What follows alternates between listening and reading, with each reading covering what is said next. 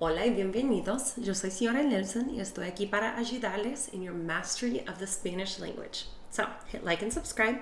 No sé por qué, but it helps me out. Entonces, si me ayudas, por favor. And today, I want to give you a very helpful, very simple tip when you are taking a risk and speaking in the Spanish language.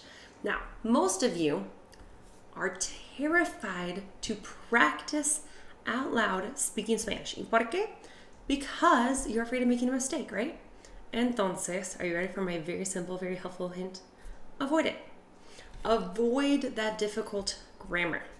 My pobrecitos estudiantes had to learn this thing called subjunctive. If you have learned it, you understand, and we'll grab the Kleenex and we'll cry together porque que asqueroso, right? We hate it. It's so difficult. If your first language is English, subjunctive is very difficult. And your poor cerebro is like, al saber, I give up. You can avoid it. If I just learned subjunctive and I'm like, okay, so necesitamos practicar para que podamos, para que right? What if you say, necesitamos practicar porque queremos ganar? There's really good and easy way to kind of avoid difficult grammar. We've already talked about me gusta, right? That solves a million issues, right? You're like, I don't know how to conjugate a verb. Oh, I know how to conjugate me gusta. Me gusta comer. Me gusta jugar.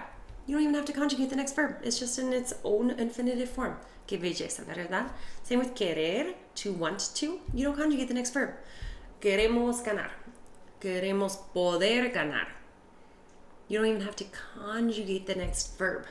So, really think about the verbs you do know. Don't stress about the ones you don't know. Don't stress about the grammatical concepts that are so complicated and confusing. Focus on what you already know, you're already confident in, and then find ways to use that as much as often as you can until, of course, you then feel comfortable to keep tiptoeing and growing, right, outside of your comfort zone.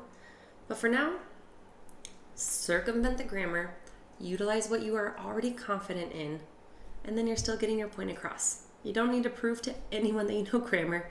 You're simply trying to make a connection with the people around you. I hope that helps. In the comments, let me know what secret tricks you use to avoid difficult grammar. And I'll see you guys next week.